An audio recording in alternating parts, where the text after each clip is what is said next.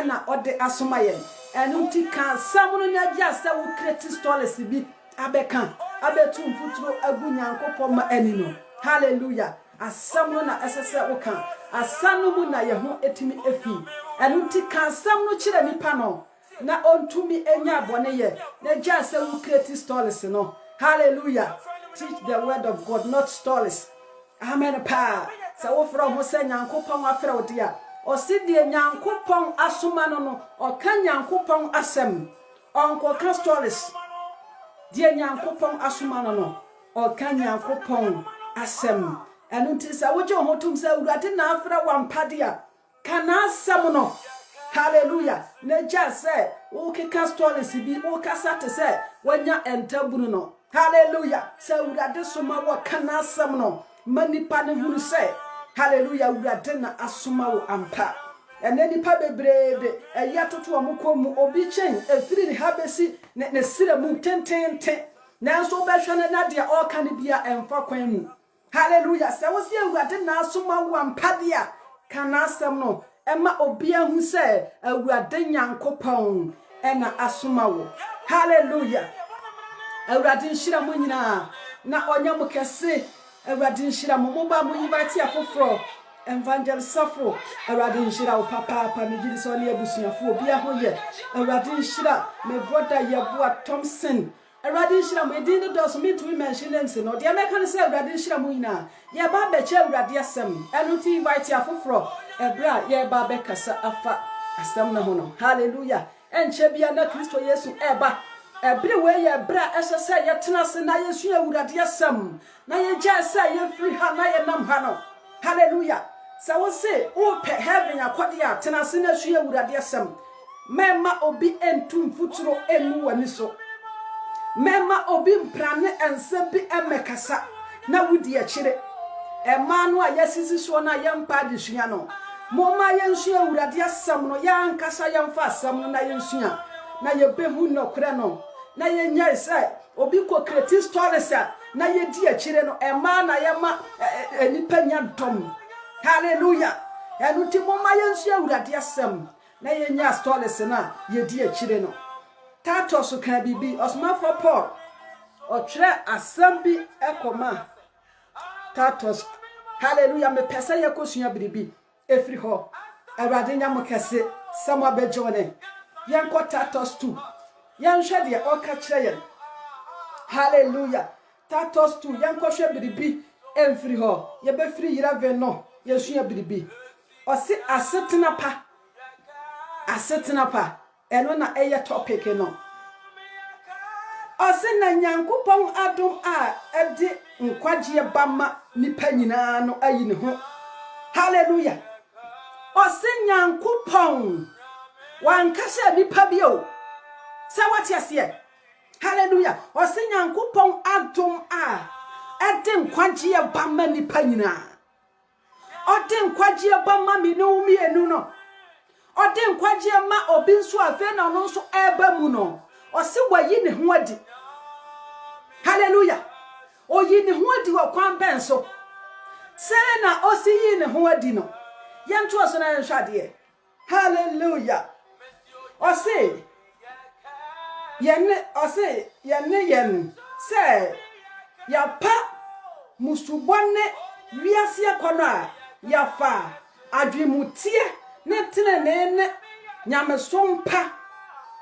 atena ase breyim hallelujah oso se ya pa wiase we musubo wiase we fino wiase we niema basa bi wiase ya na yanso ya yebino because of said the grace of God yin ho dia aye Christ no hallelujah se wa yin ho dia wa fa wenso ama meni wo mienu hallelujah wa pa ya pasa wiase musubo no wa fa Yesu agemi wo mienu enkwa adentina menu asofo onko kan senwe ankyira safo adentina onko kan senwe ankyira obia oti baabia onim Kristo na wo starting shan kwa wo bekwa brochie ubedi ye abra nipa ni daso ete bone mu abra nipa no na ni ma na ho so adantia o si Kristo afra wo fra o kwan benso obi a okwa asori bia no obi a otie awurade asema ose wa ba Kristo obi a Kristo afra no hallelujah obi ani ho a Kristo amfra no betutu na namba on se oba betie awurade asem na omo ba ye no eden asem na wode ma omo nipa na mugu nanse no eden asem ana wo ka kira omo mini adofo hallelujah ane day osmafo Paul ekasa kira mi no mi enu hallelujah wasi wafa adwemutie sound mind yafa adwemutie wankasa adwembone sade ebinim ye no wankasa adwemmone so hallelujah na mo bia na adwemu ate no obi a owo Kristo Yesu adwe kire se na adwemu ate hallelujah wasi yafa adwemutie ne tenene righteous hallelujah anya se bia ebinom se righteous untino men sha somade asem no bi anya ono na ye righteous no hallelujah na mom se ye beti ye ho afiri bone su nyina mu se ye beti ye ho afiri wiase amumuye ewiase su no ye beyi ye ho afiri mu na ye fa wurate aye ye wura ne yaje nkwa na ye nante pepe se de onu Kristo pe ono na ye ka no se tenene ya brabo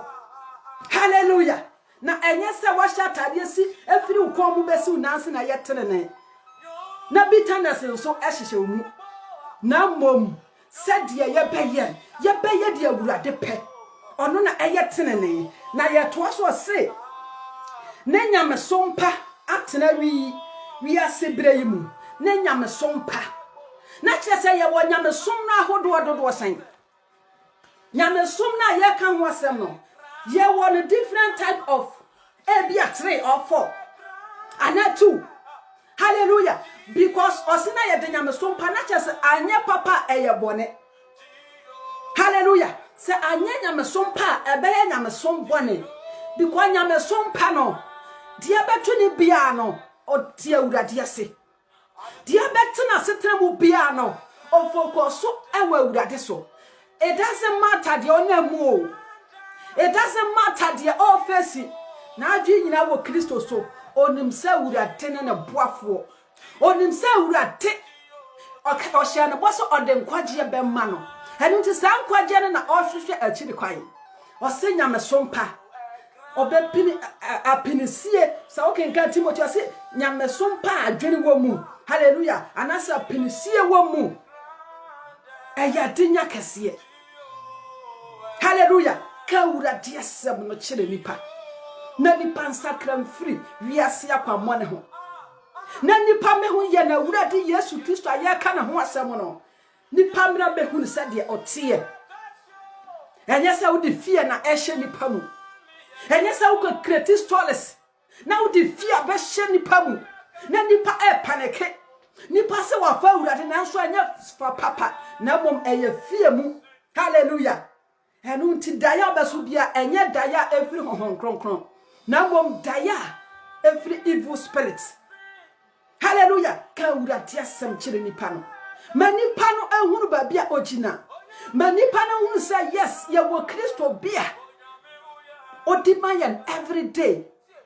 say ye beja wiase no ato ho a ye besom no amudie mu a owo ne pa bi de mayen ka wurade asem kire munya ka wurade asem kire wasafo ma no na gya nkomsem nkomhye hunu no every year bia wo hye nkom na nso amamu wo say wurade ayi wuto every day wo hye nkom wanya nipa dom instead say wo be pirichi akire mo wo be teach mo the word of God no wonka enkom hye a wo hye mo no nyina wo say efa ho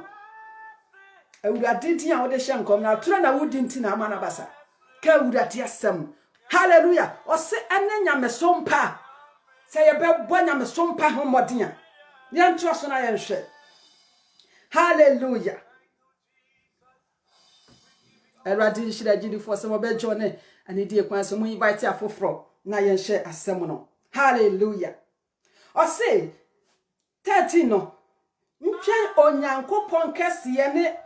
yen aginkwa Kristo Yesu hallelujah ntwen nyankopon kese ye ne ye na gyenkwa Kristo Yesu hallelujah kasi ya ne ye na gyenkwa Yesu Kristo ahoto anida so ne animonyam ahoye antwa ye na gyenkwa Yesu Kristo anantwa Nyankopɔn kasi ya ne ye na gyenkwa Yesu Kristo meno me ye gidi sancha bia oba beyi ne ho adi ne mpire ne so say ya de awurade asam no kyerɛ wo hallelujah say woti asam no so obehu say obetwan no obetwe na awurade Yesu Kristo esan say ancha bia na obeba obetwe no e wo tene ne kwan so obetwe no e wo nyamesom pamu obetwe no hallelujah esan say ya de awurade asam na kyerɛ wo ma wanya understanding e wo Kristo Yesu mu hallelujah Janto asona nsade o se onu na ode ne ho maaye ma yen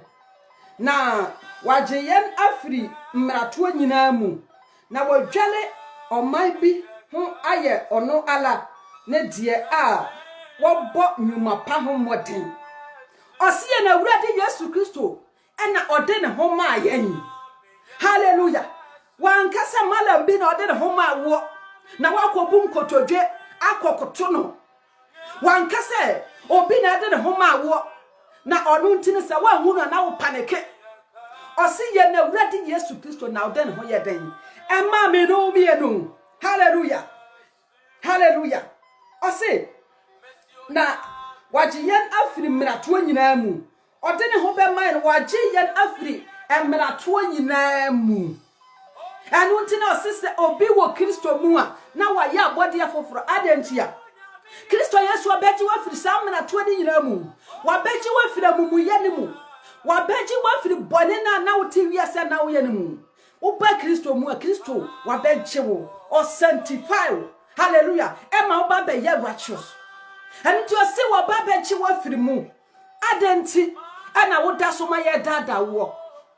adenti na wo da so ma obi tumi hye nkoma emamu na wo da so gidie adenti ana wo da so ema ye nunu wo awurade asam hallelujah osi waje na firi mrato nyina mu na wadwale yen ode den na odwale yen enye ensuo na mum ode ni mocha no abedwale yen na waji oman bi aye ono ankasa na man aye den oman aye Christianity waji aye ono ankasa na man adentira o ma mejo ne sa Christianity no adentira o fa homa sa Kristo no adentira sa oman na o ka ho se no o ma mejo ne ini adofo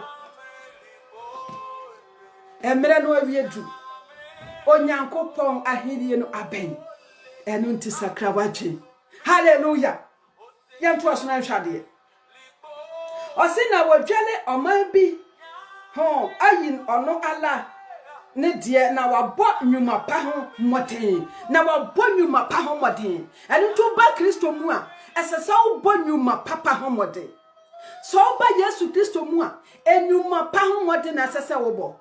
hallelujah enye se bia wo ba be ma obi ate ahwe enye se bia wo ba ma nipa na yenye omo no na mo askata eko hallelujah na mo be bonyuma pa ho moden se wo be ye adwuma ma Kristo hallelujah be hwa urade nwan ni yie na mo wo be o me bonwan na tadwe hallelujah o me hwete enwan no wo be bonyuma pa ho moden wo do ho be ma urade hallelujah odo hu nyina be ma urade te se afode a ete ase obebo nyuma pa ho moden hallelujah yanhwade osi yenum na ka na tufo na yi ho aten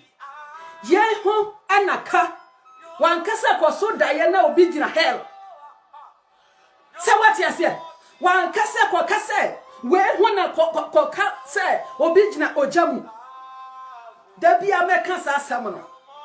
ena omama Kristo som no aye bibia ewo ho o se yeinom ho ahefa na ka kire o se koka se obi gina hell obofo bi na ho adi kire me Yesu Kristo be sensan ba bi ana Yesu Kristo be yese wan kanasa o se yeinom ho ena ka na tu ho for na ma omo good advice. Hallelujah. Na yi ho aten. O se na yi ho aten.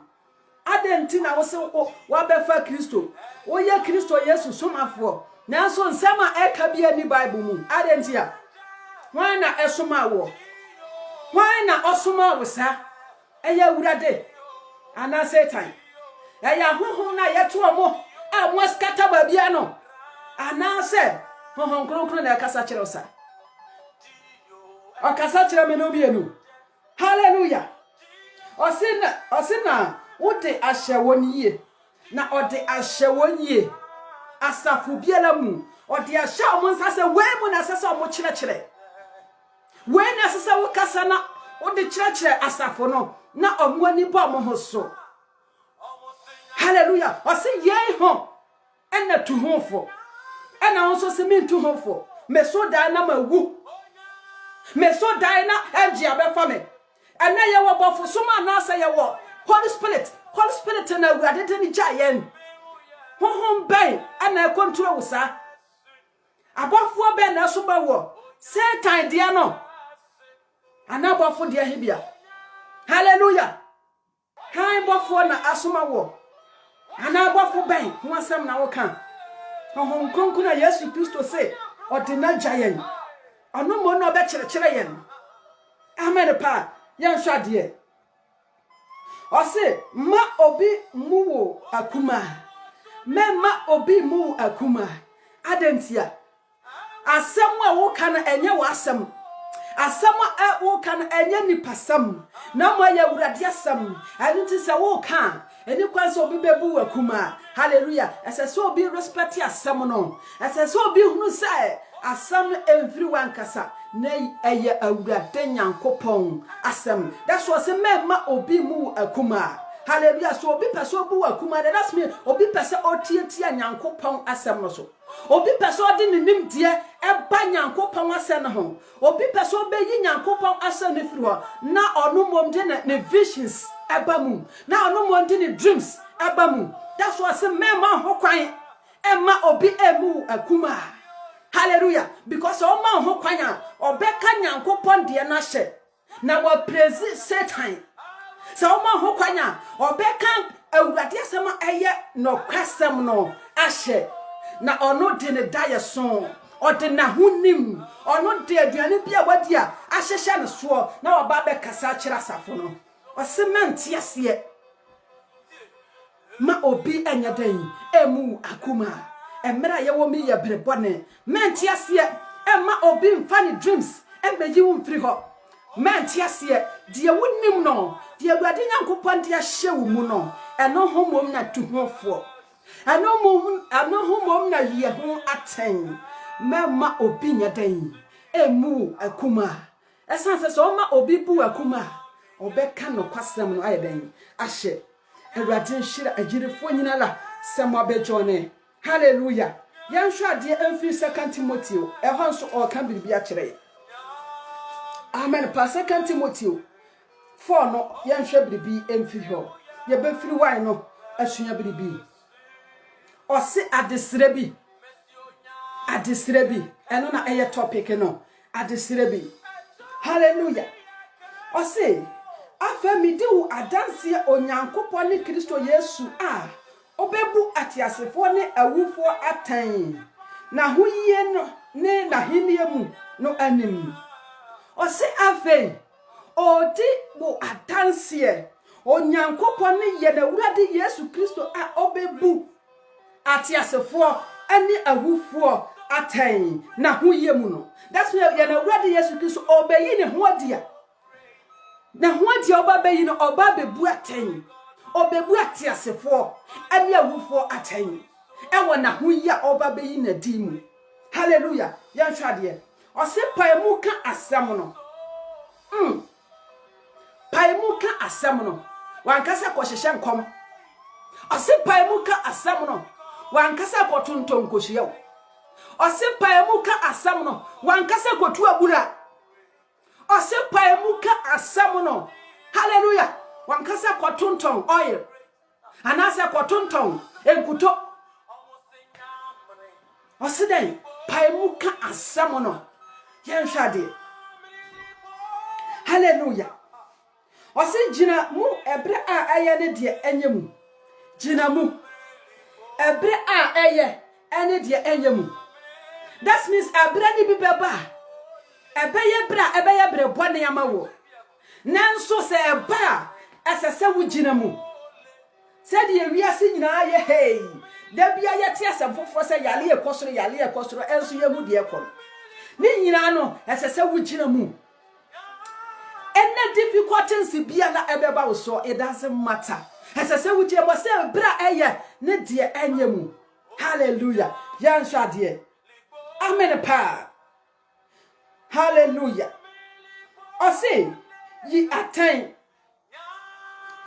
attain kan animu tufo first of all o say yi attain na san so kan nimu enani pa empa nimu ka enani pa empa nimu ka sa o kan nipa nimu o say o didi na tem hallelujah ono na nipa yempe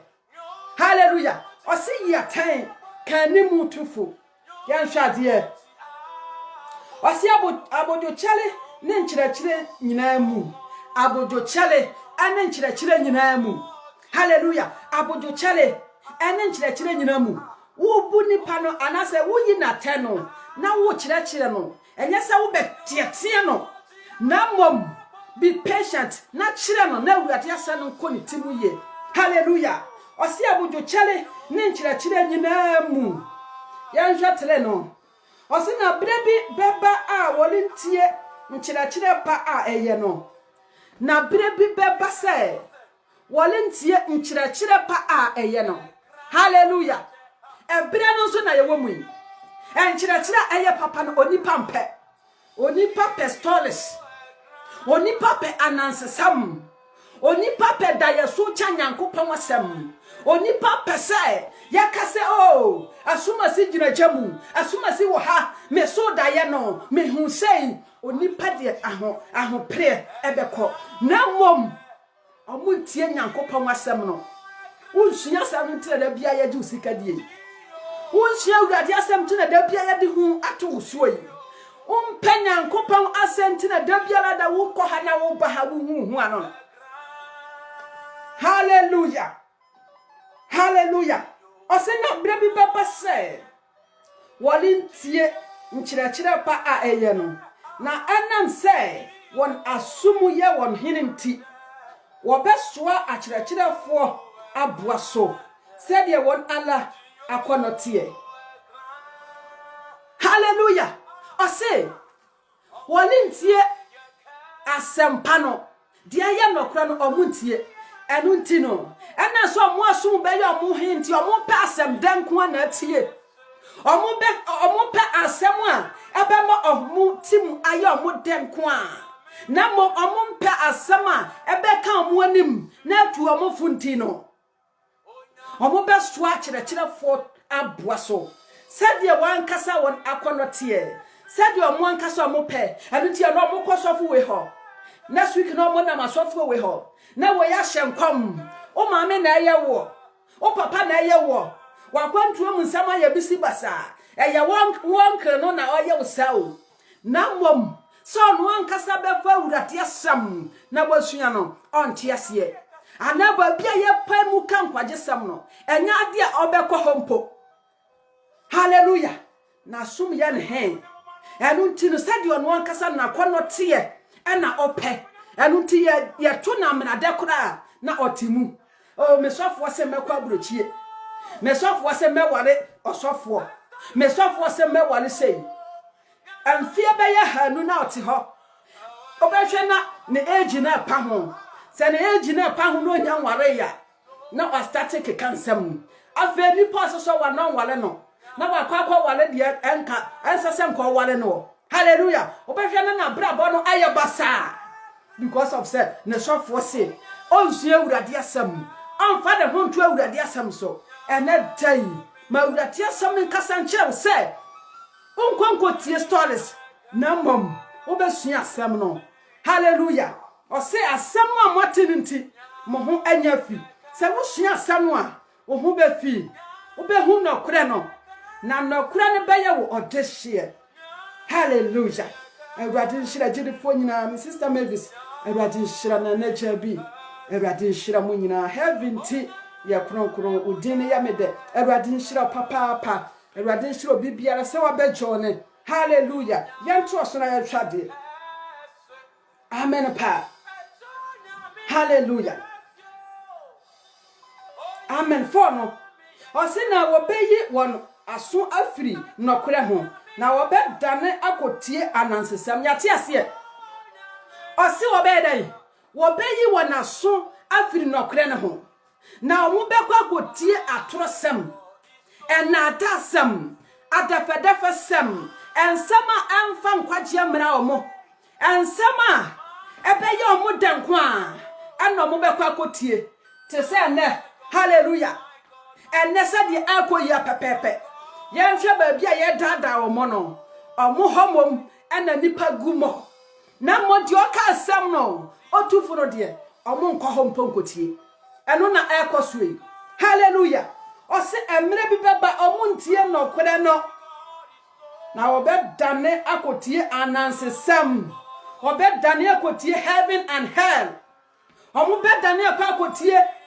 me ko asamando na me ma me gina ho me ma me nsu me ko ha omo be tane akotie sa stories no omo ntie no kore no ani nti so de awurade asem wo ka asem no omo firi se wodidi omo atem se wo ka asem aye no kore na omo firi se wo ya omo because omo ntie no kore no omo be akotie anansesem a any bible num anansesem a obi akreti. Hallelujah. Yan shade. Ose na wo de ma wani na ho ade nyina mu yate ase. Ose na me na o me anu de. Ya ma yani na ho ade nyina mu. Wan kasa ade no bi mu. Wan kasa wani da ho o kina na wakwa kodi bone. Hallelujah. Sa wa ma wani na ho ye be deceive. Ose na wo de ma wani na ho ade nyina mu. Hallelujah. Osima wani hunu osimia wani hunu amane yo osempakafo adwuma no wie osum no kra yate ase. Hallelujah. Na wotie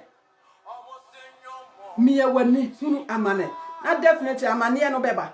miya wani hunu yesa osempakafo adwuma no na wie kra. Hallelujah. Na wie osum no kra enetei sua wurade asem wa woye teacher and now you prophet and now say woye evangelist woye pastor wurade asem be na wode ma wasafo ma asem be na wo ka kire mo adefedefe sem ana wurade asem be na wo ka kire wasafo ma. Hallelujah. Se wo ka asem na kire mo a enka omo asesa enko omo nyina asesa kra enka mo no omo asesa. Nanso because of say won ka asem no kira munti no da biala dan adefedefe sem anti so obidi bone kura wontumi nka woni sesa wo ka obefiri asafo no mu woni sesa wo ka nipa no befiri asafo no mu akọ enunti na wo defedefe no na otebone no mu na wo defedefe no. Hallelujah. Ka asem no it doesn't matter no kura na oyi sika eso masene wasafo no mu a memma ne kra no enkonkoyira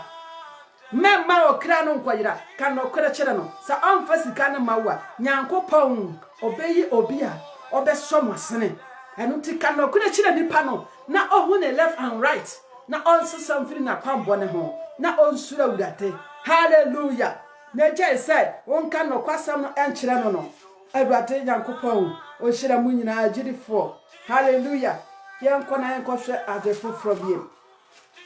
Amen pa. Yanhwe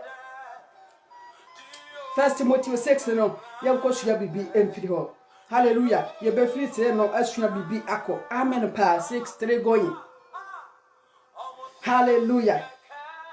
Ye be free 6 no solid ye tu atra. O say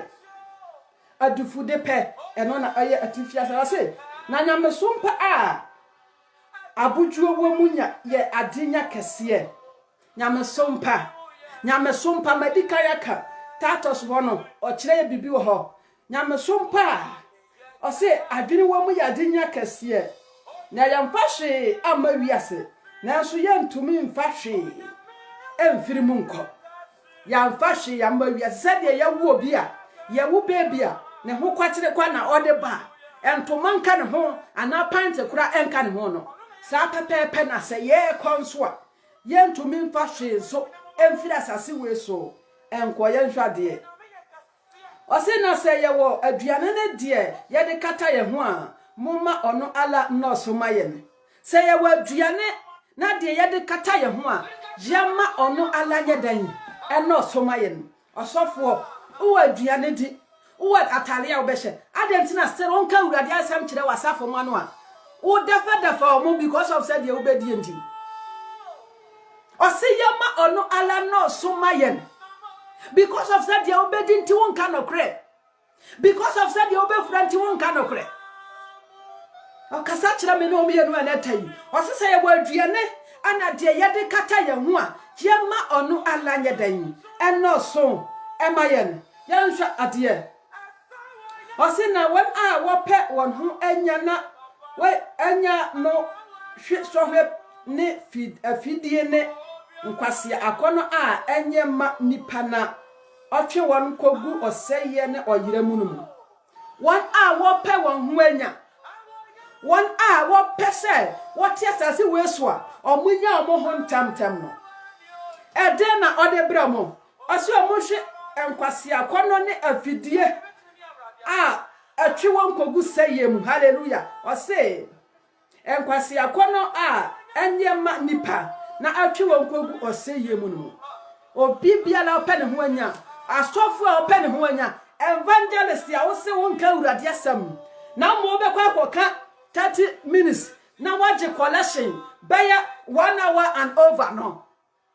osise sika na wo pa abetwe wako enkwase akono mu anasa obekọ oseye mu hallelujah enye mani pasa omukosa oseye no mu hallelujah oseye ne oyiramu oseye ne oyiramu yanhwade osina bone nyina hini ni sika pe a ebinu di akire yira kwan na wode yia pi wo ho bone nyina hini hallelujah any sika ene teachers binom prophet binom ene boys and girls binom anya omudi akire sa ene ti omo afire urade kwan na so o tumi no mierufo sikanti sofo onye nyankopon de abiem sikanti wafire urade kwan so sikanti wakoton wo kra ma satan sikanti wako ka oseye ma na ho hallelujah osini papi adi akire awo won ho because of money sikanti first now ye Kristo Yesu akoa se won ka ho osane na ni wonyemu a wonne enkwaje hallelujah osini papi na chese nipa na doso hallelujah enutima masika entwewo ma wonya nyankopon asem no ho sikanti na wuntumi nka nokure because of so obi aba oyi sika kase oh na mpena kura wotwe wasafumi samekoka ono na obua ye no enu tse kokko kasesi a wanhwe ya onsan so masafo no biem wanhwe ya obeja asafo no ama ye futuo mu abonto because of cash because of money nti nipa no edin kwasiasem asafo mu kra wuntumi enka nipa no edin safo wasafo mu kra wuntumi nka because sika no ode awurawura ho enu nti no wuntumi nka no kra nkyere no ene ye hwansafo ekokoso a ebi hotimu se we man we sika duro pa na wache wutumi ho pa enso wuntumi nkasa wunim se kwanbonne pa ena papa inam so apopa ena brantie nam so nanso osi ono na o support asole no enu nti wuntumi nka no kora nkyere no hallelujah enu nti wuntumi nka no kora nkyere no ama ono no Ababeye oseye ba wasafo no.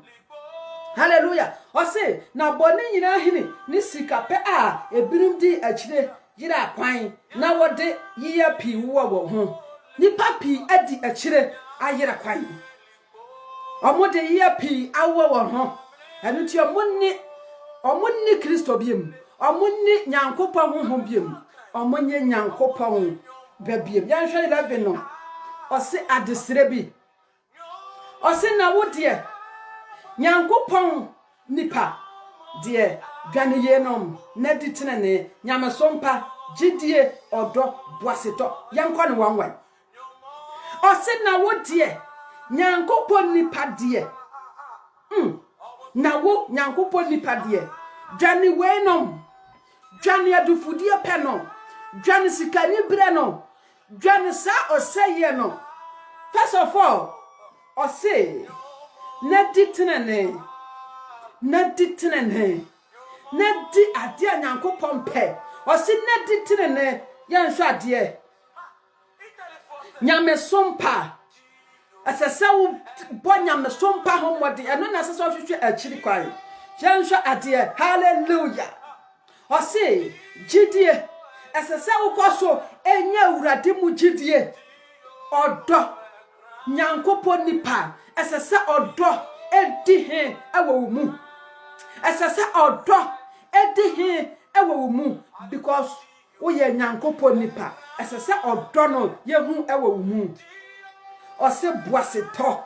asese wo nyanto boase. Hallelujah. Nyankopɔn nipa de men ka say oh me ho akere mache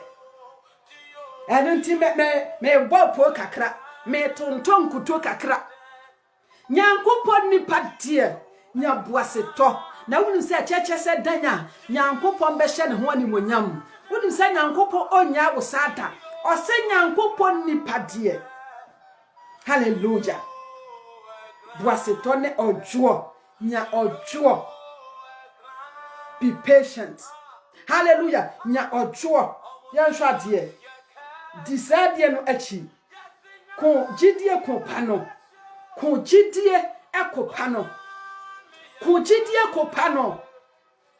mi busaya ho say ye ko sa gidie no kopano enedai ana say ye ko ye hwehwe ahonya de sa gidie kopano na ye ko ana ye hwehwe wiase mu niama etwam dia hi na ye di akire Nyankopɔn nipa ena because of say sikanti asafu bebre kokogigi sika no a ose wo vaccination no sa wo bia vaccine no sa wo bia anya hwe really anya hwe wo ye sure say anya hwe ani ti asofo bebre akogi sika. Hallelujah. Ana mutugu omo asafo mamu say mumu vaccine no na sa wo wa anya hwe because of money. Because of say duma bia wo ye nti wo kwa akwo bi ni bisawo o shia obi ase o mewa maduma nti o wa kogu. Hallelujah. Because of na wo ja aduma nan so moma yani ena ho ede empane na aba wiase a obi a hye obi a wo bie moma yenye wise. Hallelujah. O se Nyankopɔn nipa de obobo se yen o se de yeni akire no o se kongidie kopa no so dan kwa a wabodi afra wo no. Hallelujah. So dan kwa nsam a wabodi se wo ye pastor wo ye evangelist wo ye Nyankopɔn somfo no o se hwehwe sa dan kwa no somu fa ye adwuma. Hallelujah. Ana wo konsole mu adafa defense mo ana ye dafa ye ho enu nti se boni koso ani. Hallelujah. Ya nhwade ose wo body fra wo na wo ase wo pia wo pai mu kan no ye adansefo pi anim no mu wo body fra mu a wo pai mu kan no ye anamfofo anasa dansefo pi anim no bosatene na homoden bosatene na no homoden bonyankopon ase no homoden kosa okopa no na ukosa okopa no na obenya nkunim abotire ensei abotira enna chiri biala emawie se woku akopa no a wani ankobere sika wani ankobere wiase mu niama wani ankobere de ekoso wo wiase a ubenya sa okopa no se otimi ko a ubenya nkunima abotire hallelujah uye nyankopo nipa wei ena sese okeka ho wei ena sese obom ho mode wei ena sese utichi wasafo mu hallelujah chensha die amen pa 13 no ose mi tuwofo nyankopon a oma nuoma nyina nkwane Kristo Yesu a opa emuka no iye di ho adanse Pilato anim no anim se hwe ahyade no so hallelujah ma don anase asembi ma ho kosi yen awurade Yesu Kristo ahoye so amen pa ose wei na otu hofo yenyankopon a oma nuoma nyina nkwa ne yen awurade Yesu Kristo a opa mu kan no Pilato abreso no menu yenim Yesu Kristo data mo a yedini ko gina Pilato anim no yenum de ekoso wo ho hallelujah ose onhwe awurade asem no so ema obi anaso onfa bi anka ho enkopem ye na awurade Yesu Kristo ahohie mu Yesu Kristo ahohie mu that's me Yesu Kristo be yi ne ho adi we ho ena sese oyo sofo obosa adwuma pa ne ho mode hallelujah osofo bi kura ye ntua ne kakura na ogya sole semante so na ne pe ma ya onhwe so kura enkyere nyame ma no onhwe so kura na nimu kura ente na bitterness abani mu o bonyuma pa ho mode no o hwehwe sika che nyankopon asem o hwehwe ahunyade a entena hoda che nyankopon asem o se bonyuma pa ho mode hallelujah yanhwade hallelujah o se o hwe ahyade no so ma dem anase asembi ma ho memma edam ye kase edam a te se ade bi atwawo hallelujah sabati ase obehwe na yase obi ani kura wadi damo we na yesu masi ade na adi papa idem se yetumika osi asam no memma edam bi nyadan amaho hallelujah anase asambi maho nkosi ya na awurade Yesu Kristo ahoyi so ono na de obekire ebre a esemu ne ahoto tanfase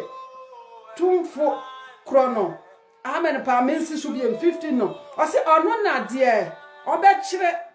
obekire ebre a esemu ne ahoto tumfo krono ahim ose ahimu hene awura nomu awurate hallelujah jena awurade Yesu Kristo ho asem na okasa kire no ono e na obekire ebre no eye de ebre obeba no ebre hallelujah obeyi ne ho adi no hallelujah obi nim na obi enso ehunu ono awurade na onim ose ono na oye ahimu he okenkan Revelation ho ewo ho ene awura no mu awurade amen pa ye nhwade o se de ononko wo dankwa a owuo ntumi owuo nim te han a obi nya ho kwan mu ononko na owo dankwa sa dankwa no na ode mame no mienu sa dankwa no na sese hwehwe akiri kwan awurade Yesu nko ena owo sa dankwa no ono na asase ye hwehwe sa dankwa no akiri kwan nipa hwehwe dankwa nipa hwehwe sika nipa hwehwe dankwa nipa hwehwe brochie nipa hwehwe dankwa nipa hwehwe akwantuo nipa hwehwe dankwa nipa hwehwe adwuma dia he na wo hwehwe osie na awurade Yesu Kristo na oiran owo sa dankwa no ono nko a na owo dankwa ono nko a ena owo sa dankwa no ya hwehwe na akiri kwan hallelujah yan hwehwe na chiri kwan yan hwade amen pa ose die nipa mu biala nhunu no da na obiala ntumi nhunu no ono na ani die ne da tumi wono amen ose die hallelujah obi hunu ne da na obi ahunu ne da sa urade no ana ani die ana tumi e wone ta ose amen hallelujah bo adwuma pa homoten chira dan kwa no chira urade asam no na se obi te bone mu a na ni aba ne ho so chira urade asam no na se obi nim sa de metimu yi sa enya watwene ho ayedan afiri ho mo ma ye ntenase na ye nkase oh mekoka obeja ya sole anasa mekoka nipa no one me be ya ka chira urade asam no chira asam no asomafo no mo chira ye omo na mo de Christianity ne be ebesi ho Kristo Yesu eja omo ho ko ye no omo be chira ye omo fa amanie mu omo fa ohaw mu omo fa nkwadana mu nanso omo ansheki hallelujah omo be chira ye osipa mu kan sam no se de ye kenkan no ebra eye ne de anyemu na ebeba se emre bi beba onipa entie nokure no omo be kwa kotie anansesam se de me no me no yedi ho adanse se omo etie no pai mu kan sam no pai mu kan sam no pai mu ka na just toilet no ena ye the toilet ye create toilet so bien create toilet a ye ntie no mebo a so bien create toilet a ena wana wase wo ye evangelist wana wase wo ye se no omo sheda create bibia se wati ase omo create a na ye twini patom ekose yemu na ye twini patom nipa no nkase hwe se de bible kan ye nokura na anya nokure na odi akire udi anansesem achi udi anansesem achi ye jawurade asem ho hallelujah udi anansesem achi oyafu nti ana wo so onka urade asem no na wa create story aduane kakra wo bedinti aduane kakra wo bedinti sai na wo bedi obetumi adwede basafa aka wo tenten ho ana tene na urade Yesu Kristo bisaye no osiso na mo animonya nyina wa misaye no mo wa misaba kumpo hallelujah na hwehwe Onyankopon na henie ene ne tene ne kane na ode yenom ebeka ye ho ye hwehwe na mum ye hwehwe yenom ye hwehwe yenom ye hwehwe wenom ekunu ne ma wale dada minya oba ono na ye hwehwe yenom ana ye hwehwe na mesompa ye hwehwe yenom ana se ye tiche urade asem no ye hwehwe urade asem no nti ana ye tumfuturo agu ye anisa asole a wutimu dia nkyerɛkyerɛ na ekoso hallelujah ba bia wa kotwe udi sa wo suma urade wo ho no eden nkyerɛkyerɛ na ekoso woten samanfo asafo mu ye won samanfo asafo wo ho hallelujah en samanfo asafo wo ho okoho a won tie urade asem ho okoho a ye be create stories okoho a o ma me ye balifo na be ka kyerɛw sa wokoho a awurade asem revelation kura yanka bi nkyerɛw yanka yammie ho mpo nkyerɛw yanka de ebeba kyerɛw na wani aba ho so na wabo abrabotene ne hallelujah eyen samanfo asafo ma wadi me ho so awie yebrei na hwehwe awurade asem na chi akwan na wankasa sua asem no hallelujah esanse enche bia na ina awurade Yesu Kristo oba beyi ne ho adi ne mpire ne so o se obesan so aba obeba ne se awenade o ma ne se ogwama biem hallelujah enu ntino hwehwe Kristo Yesu achiri kwan ne pase akọ 2 Timothy 3 no ye be firi 14 no ye nhwe biribi emfiri ho hallelujah o se na wodi tena de wasua na wahunu nokora no mu o se na wodi me ne wo me no de o se tena de wasua na wahunu no kwere no mu unim oniku a wasua no ne nkyɛn no me na wodi yen sua yen tena de yesua no de yefiri fitiase yesua ye no a yen se de awurade asɛm sitie no yen tena mu na yenim nipa ko a yesua no wone kyɛm ɔse na wofiri wo mafrase nim twere kronkron no a obetumi ama wahunu nyansa afa Kristo Yesu mugidie so akonkwagye mu wofiri wo mafrase uze nipa bebre ya mfiri mafrase ahu twere kronkron nti ya dane ya adwentam ya mfiri mafrase ahu twere kronkron nti ama yentumi nje awradi ni osese wofiri wo mafrase eni twere kronkron no a hallelujah obema wa yedan wanyini wo mu wankasa wunyini hallelujah obenyi wo mu ama watumi ama wahunu nyansa afa Kristo Yesu mugidie so akọ nkwagye mu atwere nyina afiri Nyankopɔn home mu na eyema nkyerɛkyerɛ atenye tenene ɔse atena tenene mu yɛn na Nyankopɔn nipa ayepɛ a wasiesie no kura ama nyuma panyina na Nyankopɔn nipa yɛden ayepɛ a wasiesie no ama nyuma panyina hallelujah sua awurade asɛm no ɔsɔfo fa awurade asɛm kyerɛ asafo ma no fa awurade asɛm no ɛma enwan no fa awurade asɛm ɛtenetene wɔ mo fa awurade asɛm anante hallelujah na ɛbɛma watumi anyini wɔ mu wobɛhunu nyansa hallelujah awurade nhyira mo awurade nyɛ mo nyina kɛse me sister Rebecca awurade nhyira wo sɛ wobɛkyɛ ne yɛ awurade nyɛ wo kɛse na onhyira obi biala hallelujah amen pa yɛnkɔ Tatos 3 yɛhwɛ adeɛ mfiri wɔ Tatos 3 yɛfiri 9 no ɔse afutuo hoduo bi ɔse na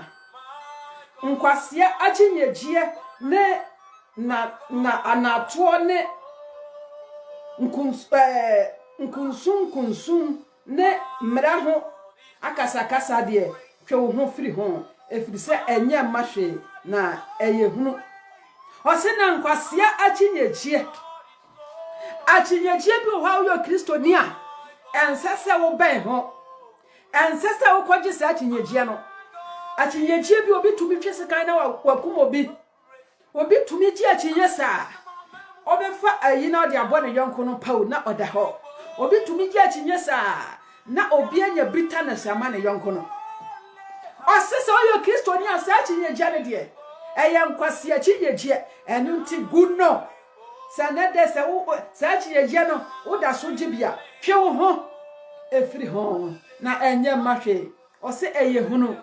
enye mahwe wonya bibiala emfiri mu se ofisi akɔgye sa akyinyegie no na wanya nkwagye a ɔse enye mahwe ɛsese wo hwe ho efiri mu yɛnhwɛ tɛn no hallelujah amen pa ɔse efiri sɛ enye mahwe na ɛyɛ hunu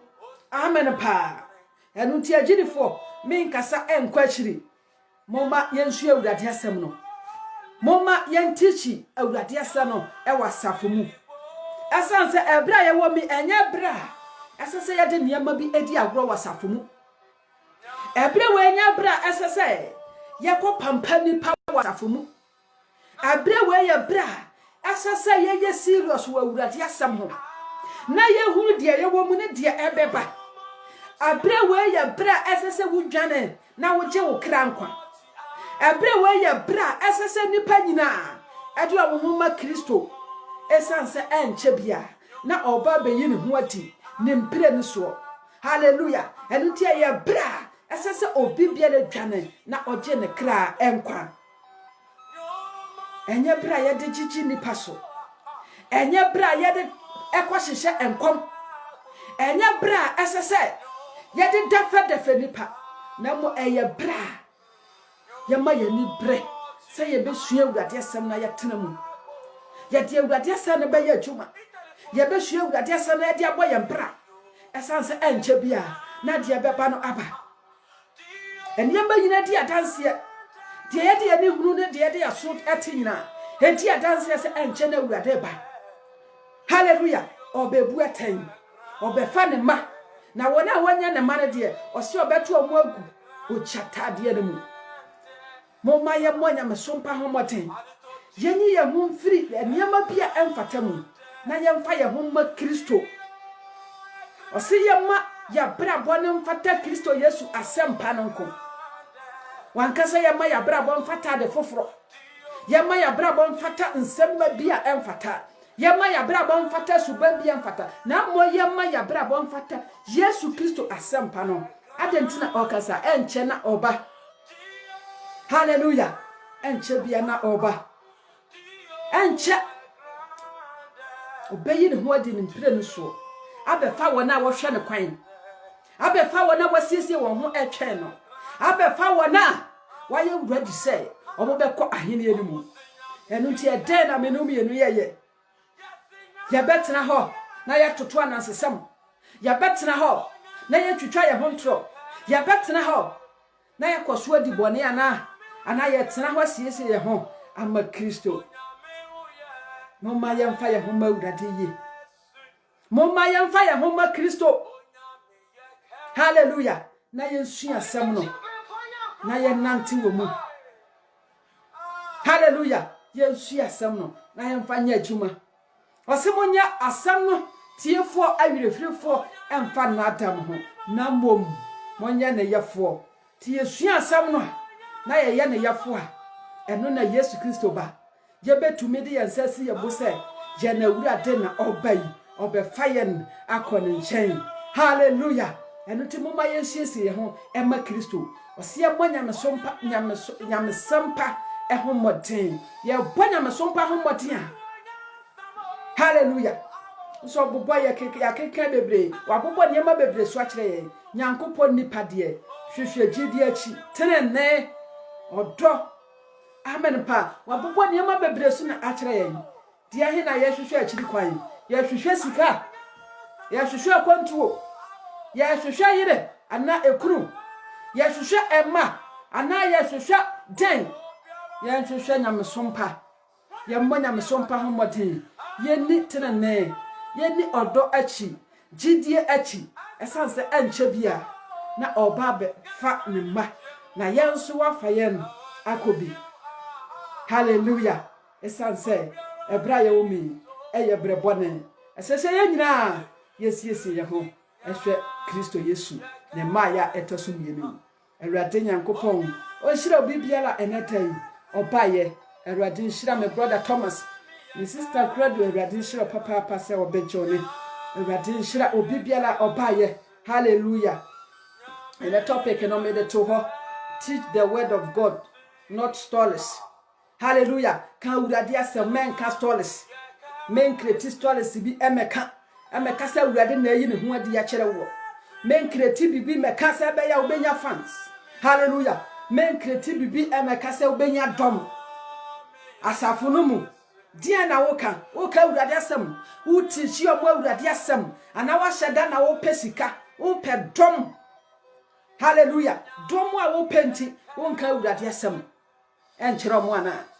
hallelujah dom a wo penti ana obi te bode mu a wo nka nkyere ne no dom a wo penti ana wo hyehye nkoma emfata no ana dom a wo penti ana wo pe mo ma Kristo wo hyehye mo ma Kristo ana wo hyehye ma wo ankasa wo ho bonya me sompa ho mode teach yo mo Awurade asem no Yesu Kristo ka bisa meni ogwanhwefo pa no ode ne krato ho mani nwan na de oyo na nani die se sisira bi ba o janwan ho na bo dwane hallelujah na bo dwane because on fa ne ho omonya ne de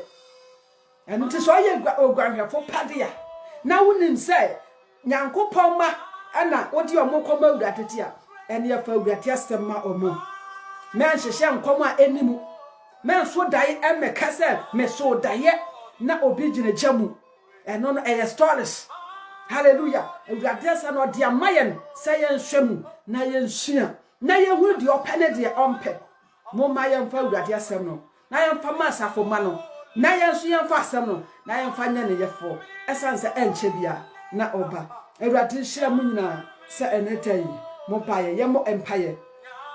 odon fa ye da wase enetai so wote wonsam adom yen wa ma ye na hunu se esesa yesua wasam no ye ka wasam no kira asafo no na mo ye se bia ye create stories se ye be ya nipa be hunu ye ana nipa be di ye na chi ana ye be nya omo ho biribi na mo se de ye be ya o Kristo Yesu ba obetumi anya atena na efo nti ye nka wasam no enye stories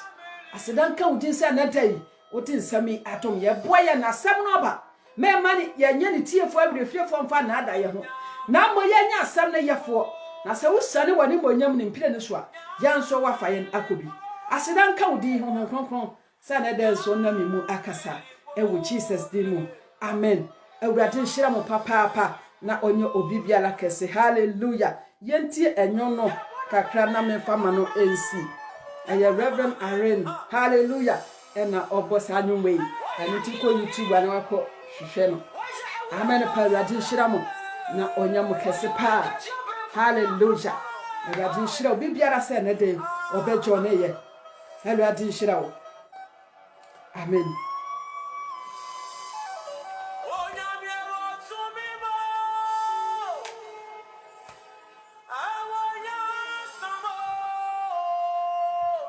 amen pa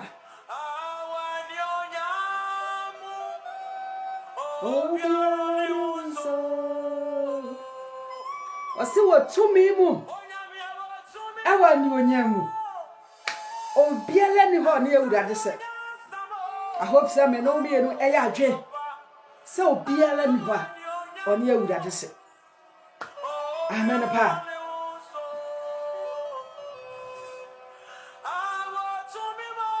awurade nhira mo enwum ne sia na ye de program no abana wiye amen pa